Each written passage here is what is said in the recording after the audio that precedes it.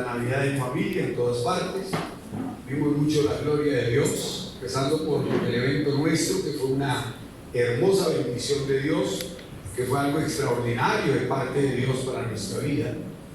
Y créanme que le he dado la vuelta al país diciéndole a la gente que la mejor historia es la historia de la salvación. Y que si usted no que se aprenda la historia, sino que haga la historia de su salvación. Porque aprenderse la historia es fácil. Hay gente que se sabe la Biblia de memoria. Hay gente que uno le habla y ellos le corrigen a uno, le dicen, no hizo la pausa de la coma entre tal cosa y tal cosa. Y uno, bueno, gloria al Señor, que haya tanta perfección en la humanidad. Pero hoy es un día muy especial y hoy es el día de poder entender que las cosas que Dios nos da son para vivirlas y experimentarlas con Él. Vamos a trabajar esta noche en un estudio bíblico en el que vamos a trabajar con Mateo, en el capítulo 1, vamos a trabajar con Ezequiel 36 y vamos a trabajar con Daniel capítulo 4 y vamos a comenzar con la carta del apóstol Pablo a los romanos en el capítulo 15. Es algo que estoy persistiendo e insistiendo muchísimo en esta época, porque los cristianos debemos apropiarnos de lo que hizo el Señor Jesucristo por nosotros. El éxito del cristiano es valorar lo que Cristo ya hizo por su vida. No es estar pensando en cómo vivir bien.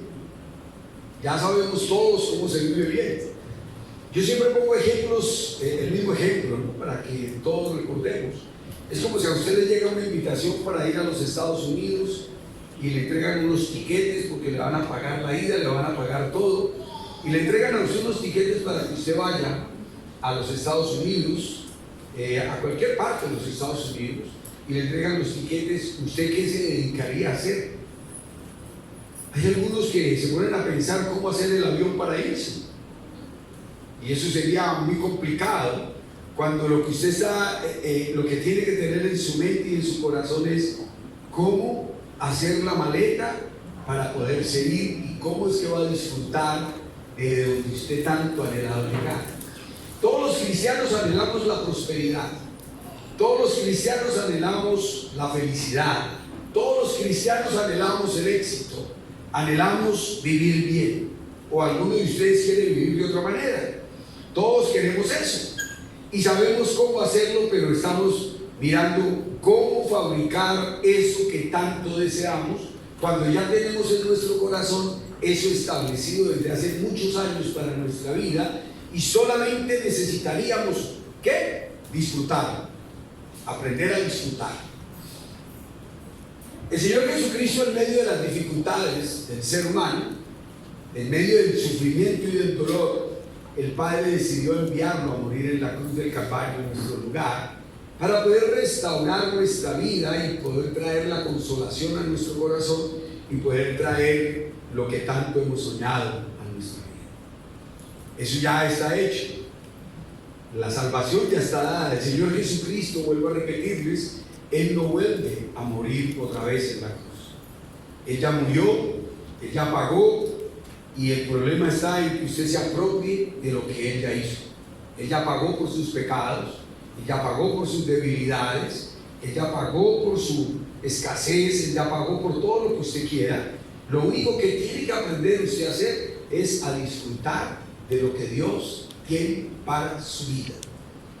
Es increíble ponerse uno a hacer lo que dice Romanos capítulo 15 versículo 4, y dice la palabra de Dios de la siguiente manera: porque las cosas que se escribieron antes para nuestra enseñanza se escribieron a fin de que por la paciencia y la consolación de la Escritura tengamos esperanza. Pero el Dios de la paciencia y de la consolación os dé entre vosotros un mismo sentir según Cristo Jesús. Quiero que entendamos esa parte de la Biblia. Vamos a extractar esos dos versículos, cosas que no se deben hacer, pero vamos a sacarlos esta noche para aplicarlos a todo el tema de esta noche. Dice la Biblia, dice la palabra de Dios, dice el apóstol Pablo, inspirado en la vida de Jesús, dice que todo lo que está escrito antes es para nuestra enseñanza. En estos días me he puesto a leer el libro del Éxodo.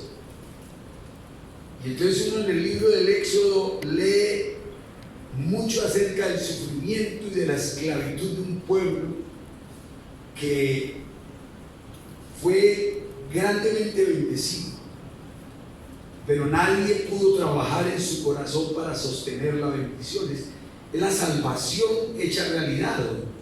En el libro del Éxodo leemos primero que todo cómo, bueno, desde el Génesis leemos cómo llega el pueblo de Israel a Egipto.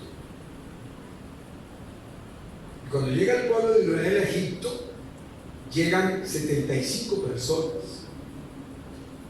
Llegan 75 personas con Jacob a Egipto. Llegan 75 personas fruto de que antes había sido vendido José y era el gobernador de Egipto. Pero nadie, ni sus hermanos, ni nadie se sometió a hacer lo que José hizo.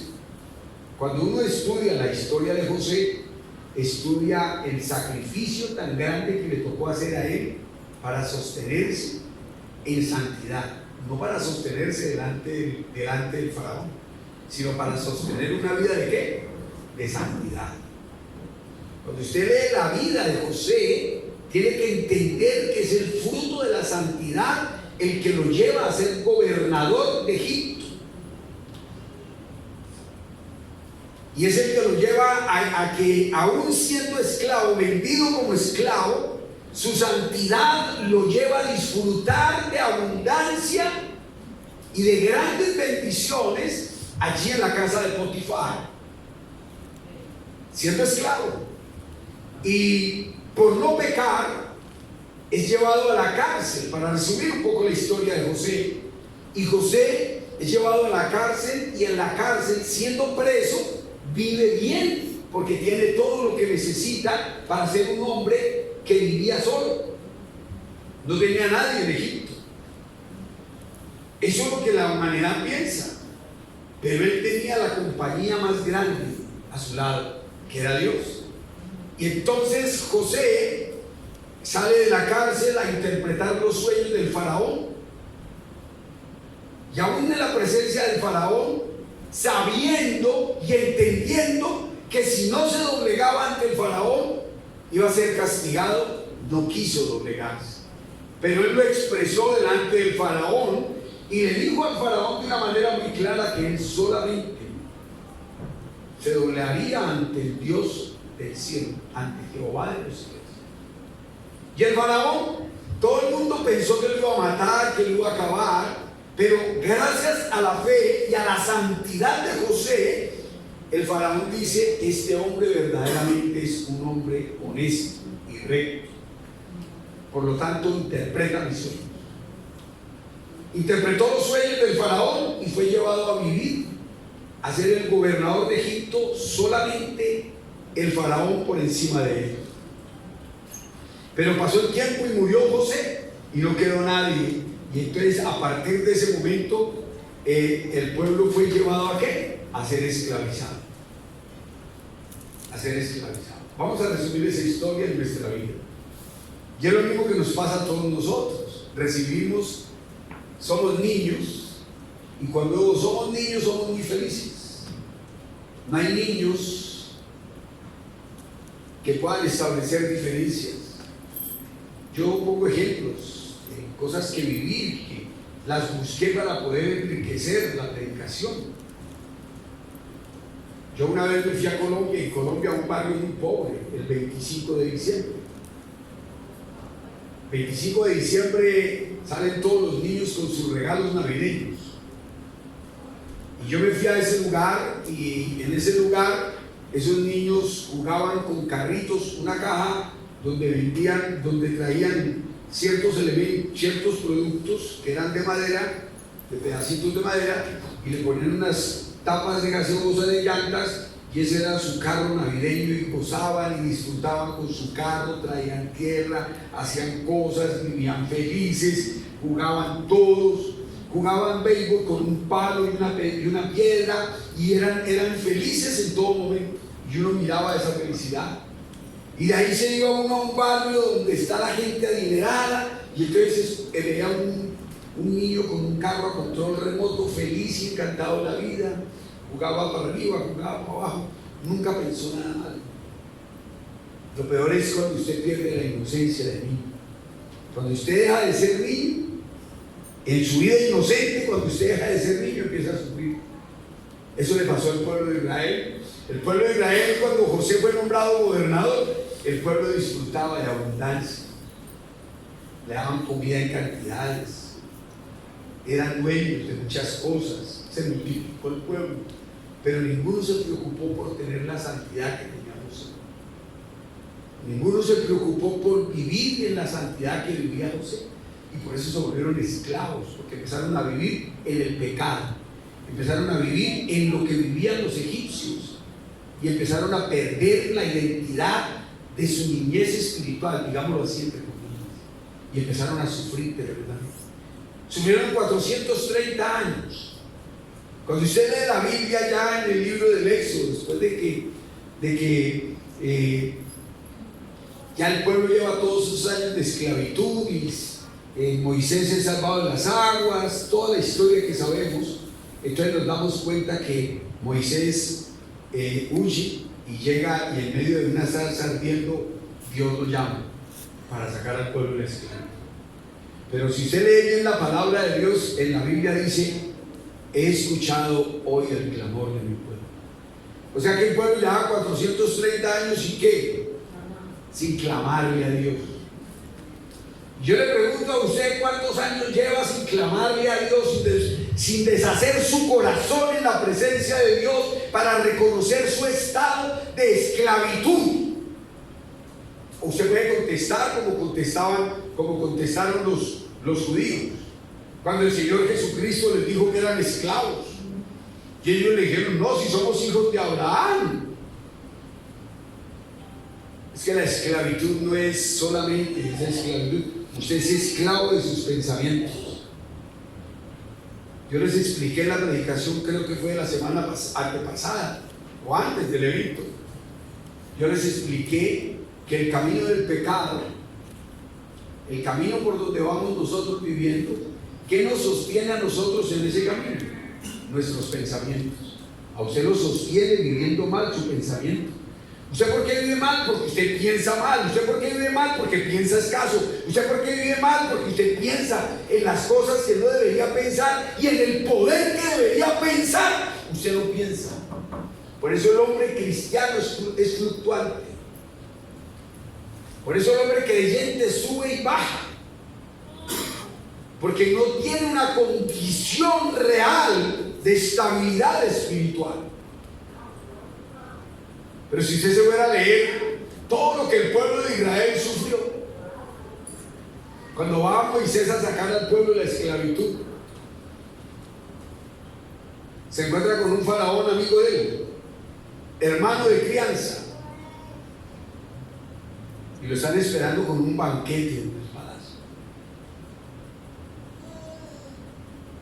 Y es allí donde el hombre es probado. Siempre el hombre es probado por la comida y la bebida, ¿o no?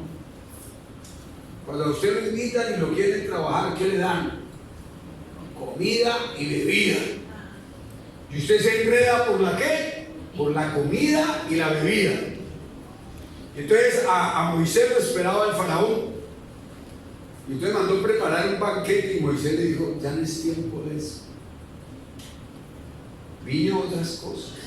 Le dijeron: le dijo tipo: me voy.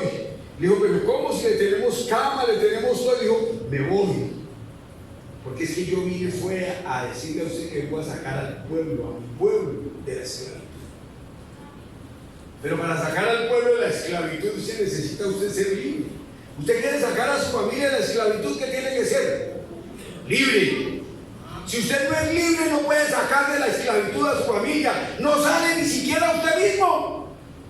Usted tiene que ser libre para poder sacar a su familia a la libertad. Por eso llevamos años en el cristianismo mirando a ver cómo logramos salir de la esclavitud en la que vivimos, y mientras el hombre no entienda que tiene que ser santo, no va a salir de la esclavitud. ¿Qué lo mantiene a usted amarrado en las dificultades que tiene? ¿Son sus pensamientos o no?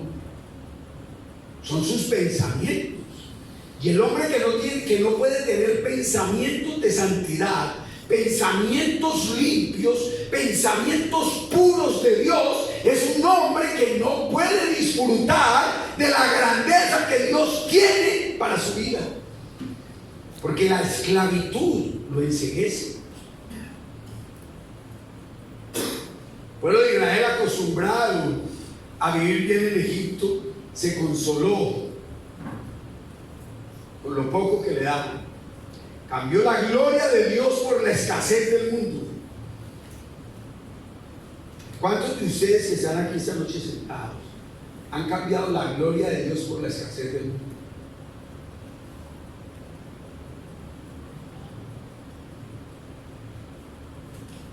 Entonces salimos a las calles, nos unimos a la gente. Todo está caro, todo está no sé qué. Estos días fui a predicar a un almacén que me invitaron a predicar. A un almacén, un taller, yo no sé qué es eso. Y estaban todos, y entonces antes de llegar al taller ese o al almacén, pasé por un colmado y estaban descargando un carro de cerveza. Y eso bajaban canastas, canastas, canastas, y llenaban eso. Y entonces ahí se entra en mi predicación, en ese devocional que fui a hacer hasta aquí.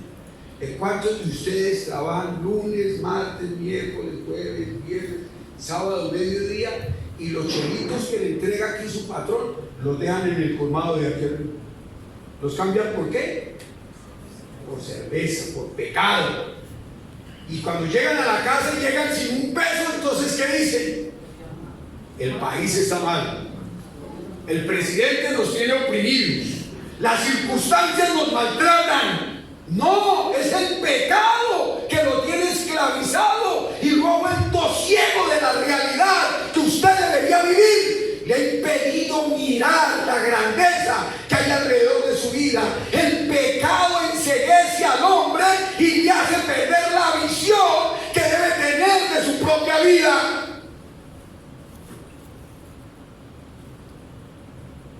Por eso el apóstol Pablo dice: las cosas que anteriormente fueron escritas para nuestra enseñanza, para proporcionar en nosotros esperanza de vida, fruto de la paciencia que Dios tiene en su palabra para explicarnos las cosas.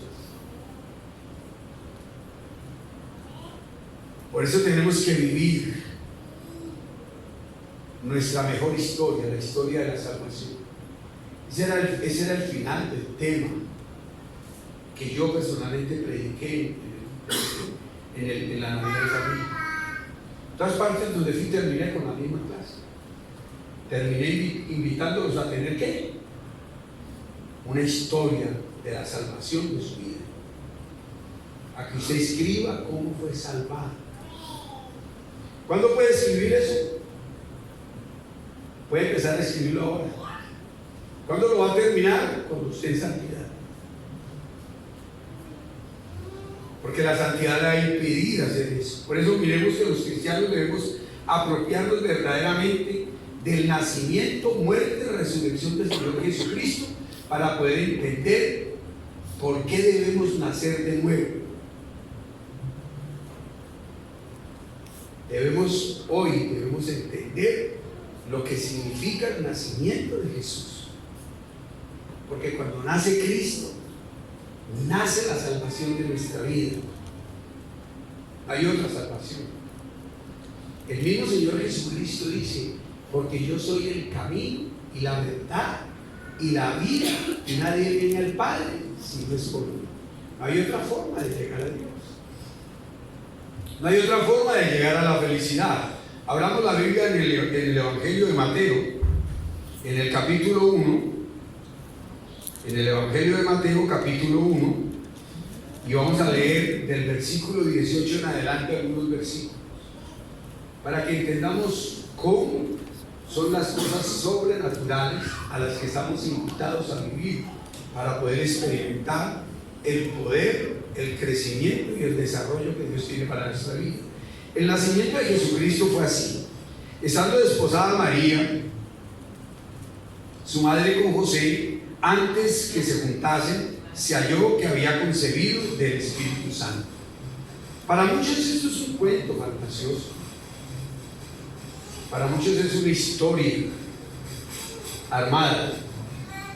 Pero para los que hemos bloqueado el razonamiento para despertar a la verdadera fe, creemos que el nacimiento de Jesús fue virginal, que el nacimiento de Jesús fue de santidad, para poderse conservar en santidad.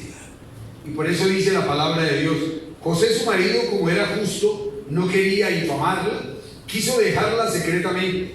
Y pensando él en esto, he aquí, un ángel del Señor le apareció en sueños y le dijo: José, hijo de David, no temas recibir a María tu mujer, porque lo que en ella es engendrado del Espíritu Santo es. Vamos a parafrasear la Biblia. ¿Cuántos de ustedes, los casados, viven peleando quién tiene la razón, si usted o su esposo? O si usted o su esposo. Pero nunca han oído el ángel que se llama Espíritu Santo, que le dice que usted no fue llamado a pelear, usted no fue llamado a justificarse, usted no fue llamado a criticar, sino que usted fue llamado a amar. Y dice Dios, aclarando la situación, porque Él conoce el corazón del hombre, dice: ¿qué de amar a los que nos aman? ¿Qué ventaja tiene amar a los que nos aman? ¿Qué ventaja tiene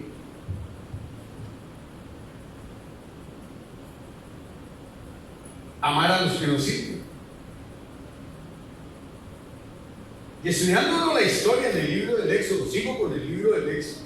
Entonces usted encuentra que existe un primo de Moisés que se llama Coré, que es el líder, como el líder de la maldad. Coré es como el líder de la maldad. Y si usted mira y lee la historia, cuando se habla mucho se equivoca mucho. Y Coré comienza a hablar cosas que no debe hablar. Entonces cada rato le toca devolverse a aceptar que está equivocado, hasta que Dios le dice: lo voy a dejar, hasta que se estrella. Y se estrella muy feo. Y pierde la credibilidad en la gente. Pierde la credibilidad en los que le seguían. Y qué tristeza es cuando uno, como padre o como madre, pierde la credibilidad de su casa. Pierde la credibilidad de los que deben creer, para poder uno fortalecer su vida en el crecimiento y en el desarrollo de su fe. Y por eso dice la palabra de Dios, le dice Dios a José: no temas en recibir a María.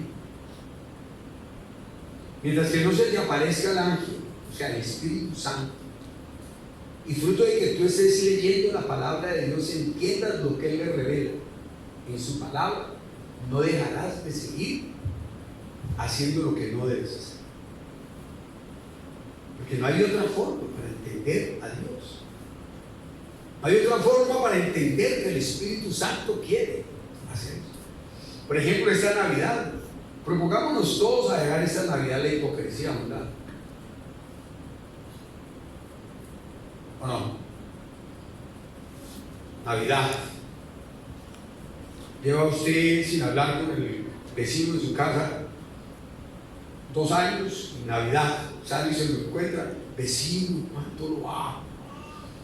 Qué hermoso podérmelo encontrar para darle un abrazo. Vamos a renunciar a la hipocresía para ser íntegros, para poder ver la gloria de Dios.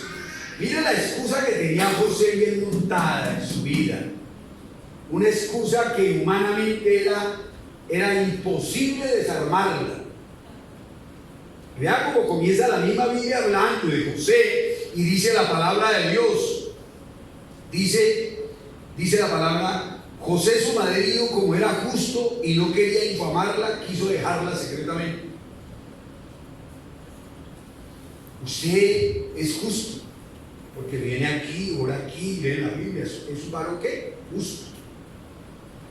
Y en su justificación hace muchas cosas que las hace para no qué, para no infamar a la familia, para no infamar al vecino, para no mortificar a nadie. Pero no, lo que está es evadiendo a una responsabilidad profunda. Es lo que le pasa al pobre José, lleno de dudas. Y yo creo que si a mí me pasara eso, como le pasó a José, me pasaría lo mismo que a ustedes igual. Que se le aparezca el Espíritu Santo y le diga, o se le aparezca Dios y le diga a usted: no temas recibir a María, que lo que está en ella es mío. Ella me está haciendo un favor para poder salvar a toda la humanidad. Y entonces dejó de ser justo y dejó de pensar en infamarla, ¿o no? Entonces se volvió, y entonces dice la palabra de Dios: y pensando él en esto, él quiere aquí que un ángel se le apareció, y José, hijo de David, no temas, recibe a María, porque lo que está en ella es heredado del Espíritu Santo, y dará a luz un hijo, y se llamará su nombre Jesús, que él salvará a su pueblo de sus pecados. Todo esto aconteció para que se cumpliese lo dicho por el Señor por medio del profeta, cuando dijo: he aquí una virgen concebirá y dará a luz un hijo, y llamará su nombre Emmanuel, que traducido es Dios con nosotros. Hasta ahí tenemos que llegar nosotros. Jesucristo nacerá en el corazón de muchas personas en la Navidad, cuando usted deje de pensar como piensa cualquier ser humano. Cuando usted diga que no puede ir donde el vecino, porque es que el vecino es malo, el vecino no me habla, el vecino no me dice, es que yo no voy a ir donde mi primo, porque es que mi primo me las debe, mi primo me maltrató, mi primo me dijo. No siga pensando como pensaba José en la humanidad, sino piense en que todo lo que hay es por el Espíritu Santo, para que haya vida en esas personas con las que usted tiene problemas. No hay otra forma para que ellos conozcan la salvación, sino que usted se apropie de la salvación tan grande que usted tiene, para poder ir a donde esas personas que tienen problemas, para tocar el corazón y decirle a Dios, y decirle a las personas: Dios te ama, Dios quiere que vivas diferente. Cuando hagamos eso, las cosas van a cambiar en nuestro corazón. Ahora, ir a hablar con la gente no quiere decir que vamos a aceptar el pecado en el que ellos viven. Dios mismo nos ha enseñado que tenemos que amar al pecador, pero odiar el pecado. ¿Estamos? No os juntéis con ellos. El apóstol Pablo, cuando le habla a la iglesia de Tesalónica, el apóstol Pablo le dice: pero os ordenamos, hermanos, que no os juntéis con los que viven desordenadamente, entrometiéndose en lo ajeno. Y no juntarse con ellos no es abandonarlos. Juntarse es hacer lo que ellos hacen, y usted no puede hacer lo que ellos hacen. Usted tiene que ser el molde, modelo y ejemplo para que ellos hagan lo que usted aprendió a hacer para amarse. Por eso dice el Señor, le dice el Señor a José todas estas cosas, y por eso dice: y despertándose José del sueño, hizo como el ángel del Señor le había mandado, y recibió a su mujer, pero no la conoció hasta que dio a luz a su hijo primogénito, y le puso por nombre Jesús. Eso implica muchas cosas en la salvación. Aceptar a Cristo, aceptar que Cristo está en su corazón, pero que usted no lo puede negar y no lo puede combinar con nada hasta que no nazca en el corazón de otras personas. Es muy fácil hacer cosas en la vida, es muy fácil hacer cosas en nuestro corazón, es muy fácil ser tramposos, es muy fácil quedarle mal a la gente, es muy fácil ofender a otros. Si usted es capaz de ofender a su esposo y a sus hijos que están con usted en su casa y que conviven, ¿cuánto más afuera? Son de las mismas cosas que el Señor Jesús hablaba, ¿o no? Dice, ¿cómo va a decir usted que ama a Dios que no lo ve si no ama a su hermano que lo ve?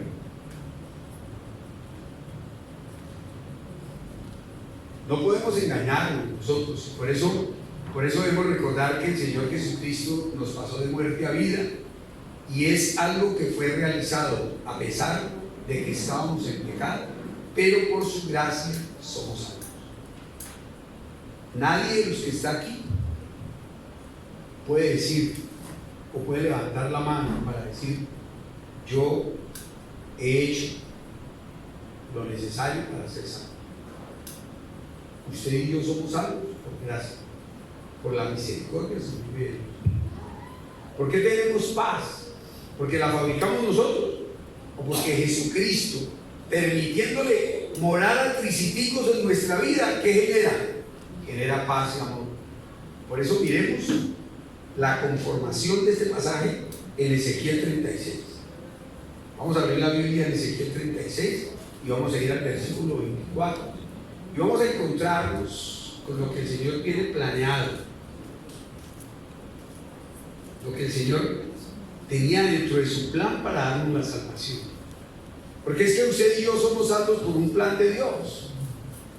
Jesucristo no fue una cosa que apareció de la noche a la mañana y se le reveló al Padre y se le reveló a todo el mundo y dijo: yo los voy a salvar y yo voy a... No, eso está dentro de un plan de Dios, un plan sobrenatural de Dios. ¿Y Dios qué hizo? Ezequiel 36, versículo 24 en adelante. Y yo os tomaré de las naciones y os recogeré de todas las tierras y os traeré a vuestro país. Si Él nos va a recoger es porque estábamos ¿cómo? Porque estábamos dispersos. Y estábamos dispersos porque estábamos orando y alabando a Dios, o porque estábamos en pecado. ¿Qué fue lo que nos dispersó? ¿Qué es lo que mantiene su casa? Que hasta la arquitectura, yo no me canso de decir eso, hasta la arquitectura moderna está ayudando para que la familia viva unida. Anteriormente una casa tenía 800 metros cuadrados. Cada uno tenía una habitación, cada uno tenía muchas cosas, un mismo baño, cada uno con un baño, todo era exagerado. Hoy la misma arquitectura nos ha enseñado. Hoy construyen un apartamento en 100 metros cuadrados y caben 6 personas. Obligados tenemos que estar ahí juntos, pero eso no significa ser salvo. Ahí donde usted ve un apartamento de 100 metros cuadrados, viven 6 personas y están dispersas, ¿o no? Están dispersas. Uno piensa de una manera, el otro piensa de otra, el otro hace una cosa, el otro hace la otra, cada uno hace lo que quiere, están dispersos. Eso nos tiene que enseñar a nosotros que el estar aquí no nos garantiza estar en unidad. Podemos estar aquí y estar todos ¿cómo? Dispersos. ¿Cuántos entre ustedes mismos ya no se hablan? Y se conocieron aquí. Porque no más decir usted que usted ya peleando con el vecino y lo trajo para acá. Ese debería ser el derecho de traer a todos los enemigos nuestros a que conozcan a Dios. Pero ¿quién trae los enemigos? Usted trae a los amigos y eso, el día que está de buen genio. Porque esa es la vida del ser humano, no del creyente, del ser humano. Y por eso dice: estáis dispersos, os recogeré y os traeré a vuestro país. ¿Qué vino a establecer el Señor Jesucristo en la tierra? Su reino. Su reino. Ese es nuestro país, el reino de los cielos, es nuestra patria. Y por eso entonces dice: esparciré sobre vosotros agua limpia y seréis limpiados de todas vuestras inmundicias y de todos vuestros ídolos os limpiaré. Mateo capítulo 1, acabamos de leer, versículo 18. María estaba desposada con José, que iba a ser su esposo, y estaba encinta por el Espíritu Santo. ¿Para qué? Para que naciera Jesús, quien iba a ser disperso. No, ¿quién iba a ser qué? Dice la Biblia. ¿Qué dice la palabra de Dios? Dice la palabra de Dios: y esparciré sobre vosotros agua limpia. ¿Qué hizo el Padre después de la muerte de Cristo en la cruz del Calvario? Resucitó al tercer día, se paró entre los muertos y le delegó a sus discípulos a hacer el ministerio. ¿Qué es eso? Salir a esparcir a Cristo por todas partes. Y todo el que recibe a Cristo, sus pecados le son perdonados. Es el cumplimiento profético de esta palabra. Esparciré sobre nosotros agua limpia y seré limpiado de todas vuestras injusticias. Cuando recibimos a Cristo, recibimos la fuente de agua que salta para la vida eterna, la que se encarga de limpiar nuestro corazón de todas las injusticias, de toda la maldad, de todo el pecado, y el que nos lleva a vivir en el paraíso de su gloria y de su gracia por el amor eterno de su bondad. Y por eso dice la palabra de Dios: y os daré corazón nuevo. Si Dios dice proféticamente que nos va a dar un corazón nuevo, es porque el pecado, ¿cómo tiene nuestro corazón? Endurecido, como una piedra. Por eso es que no podemos tener buenas relaciones interpersonales. Por eso es que no podemos tener buenas relaciones familiares, porque nuestro corazón está como endurecido. Endurecido. Cuando usted ve venir a fulano de tal y no siente gozo en su corazón, porque ese es un pecador que se puede arrepentir entrando a este lugar, o cuando se lo encuentra a usted y usted no siente gozo, su corazón está endurecido, porque lo que siente es mal genio, fastidio de verlo. Y usted dice: es que me hizo cosas muy graves. Yo voy a invitar a los que creen que sus amigos les han hecho cosas muy graves, que piensen en lo que hicieron con Cristo, y si eso alcanza a ser más grave que lo que le hicieron a Cristo, nos ponemos de acuerdo. ¿Ok? Pero no creo que haya un sufrimiento más grande que el que tuvo Cristo con nosotros, porque Él vino a pagar al máximo. Por eso fue destrozado prácticamente antes de llegar a la cruz.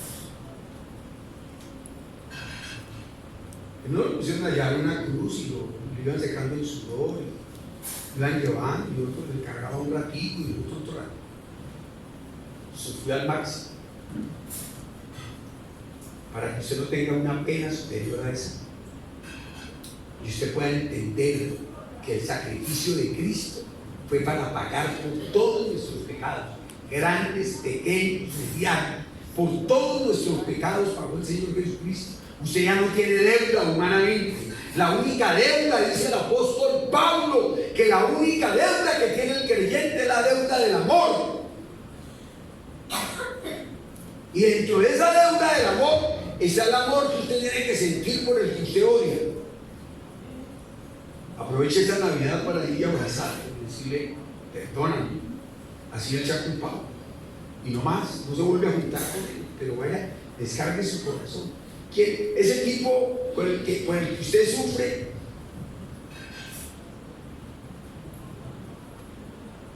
vive 1A en cuanto a la paz de su corazón, pero usted cada que lo ve, ¿qué le pasa? Queda a punto de infarto. ¿Quién es el que sufre, él o usted? Entonces yo le voy a invitar a que, por amor a Dios y por amor a usted mismo, deje de ser masoquista y vaya y le diga: perdona, Dios te ama.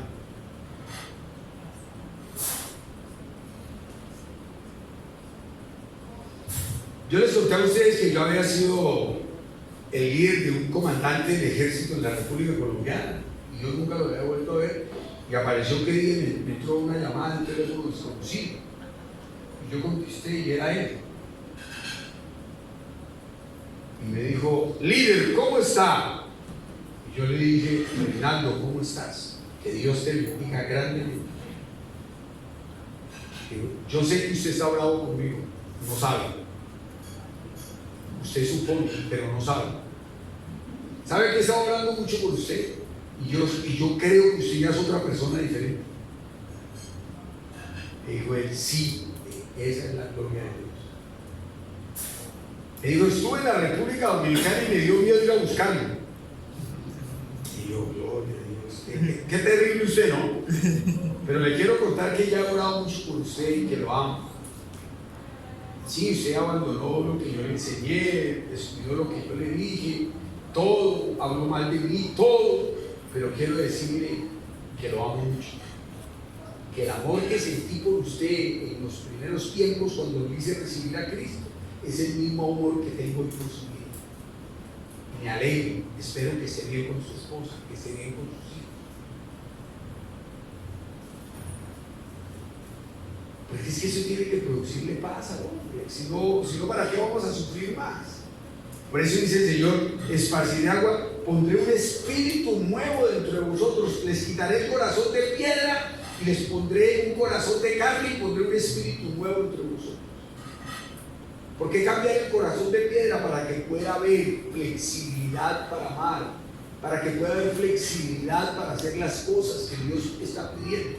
Y dice después en el versículo que sigue, dice la palabra de Dios, y pondré entre vosotros mi espíritu y haré que andéis en mis estatutos y guardéis mis preceptos y los pongáis por obra. Es el Espíritu Santo el que obedece al Padre a través de nuestra vida.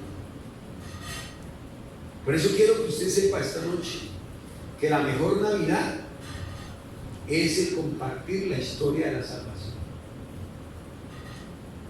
Voy a terminar con lo mismo que terminé en el tema de la Navidad familiar.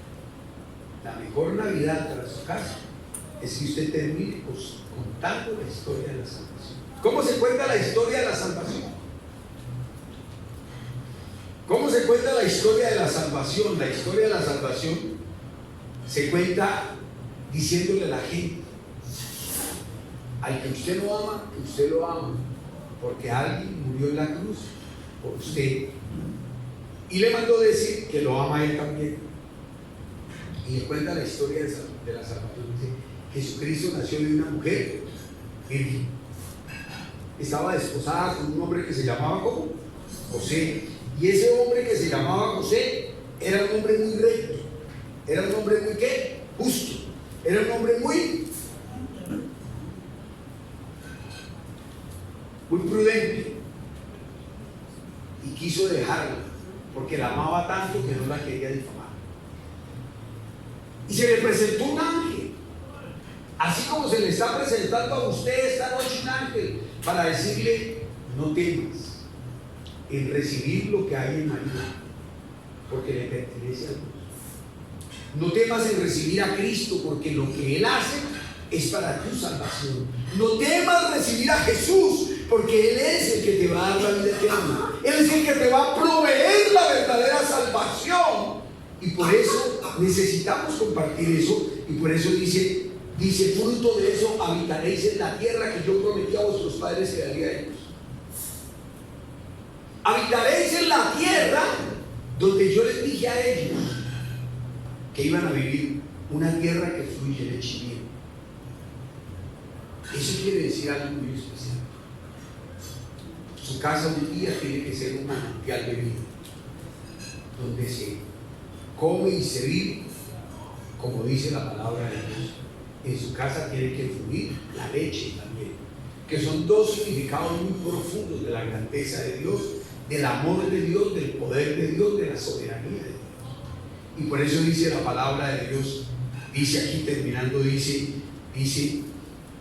llamaré al trigo y lo multiplicaré. Nunca más vas a tener oprobio de hambre sobre la tierra. ¿Por qué es que sufrimos? Porque no somos santos. ¿Por qué no somos santos? Porque el pecado mora en nosotros. Eso nos enseñó el apóstol Pablo, y usted hoy lo puede descubrir. Por eso es que no vive en la dirección de lo que Dios quiere que usted viva. Y por eso dice: multiplicaré así mismo el fruto de los árboles, el fruto de todas las cosas, y viviréis, para que donde yo esté, tú también estés conmigo. No habrá más hambre para ti. Póngase en pie y vamos a hablar.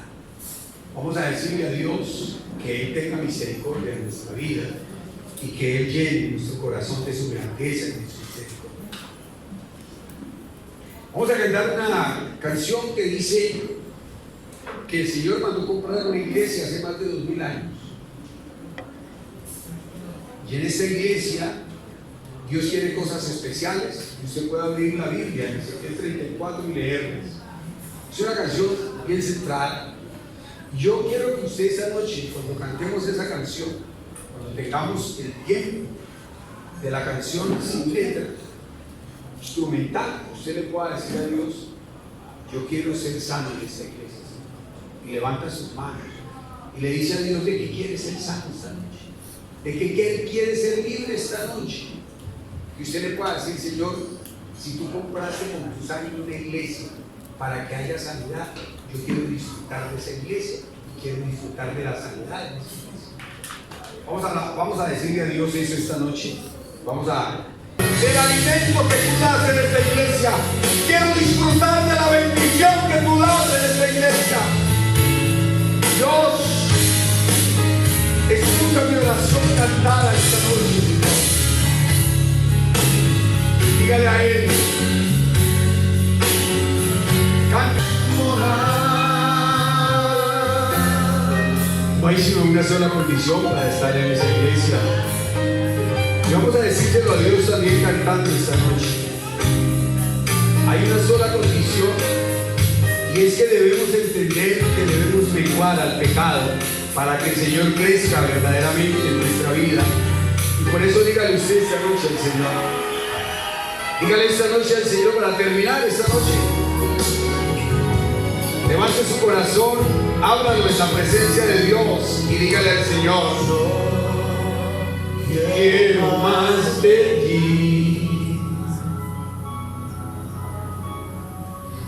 y habitar en tu presencia.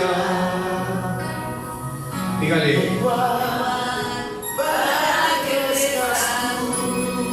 quiero menguar su más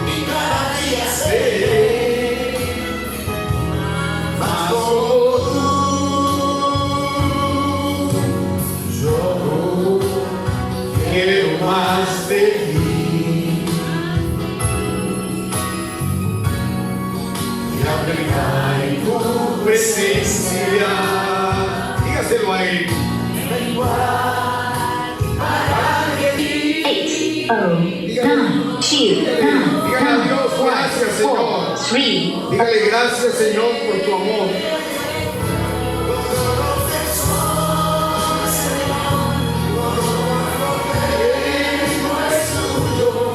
Quiero menguar para que crezcas tú. Solamente quiero invitarle a que levante sus manos al cielo. Tú y solamente tú sabes en lo que tienes que menguar esta noche. Sabes lo que tienes que dejar en el caminar de tu vida. Tú sabes dónde tienes que dejarlo y abandonarlo. Levanta tus manos y dígale al Señor que te rindes delante de Él, porque quieres menguar para que Él crezca y se multiplique en tu vida. Dígale: Señor, hoy quiero morir a mi carne, Señor. Hoy quiero morir a mi carne para poder darte el lugar que tú necesitas en mi corazón. Hoy quiero morir para que tú vivas en mí, Señor amado. Hoy quiero morir para que tu gloria sea la que resplandezca en mi corazón. Hoy quiero disfrutar de tu amor y quiero disfrutar de tu misericordia. Quiero disfrutar de tu grandeza, pero sé que no puedo tenerte junto con el pecado en mi corazón. Sé que tengo que abandonar el pecado. Sé que tengo que abandonar la negligencia. Sé que tengo que abandonar las dificultades. Sé que tengo que dejarte que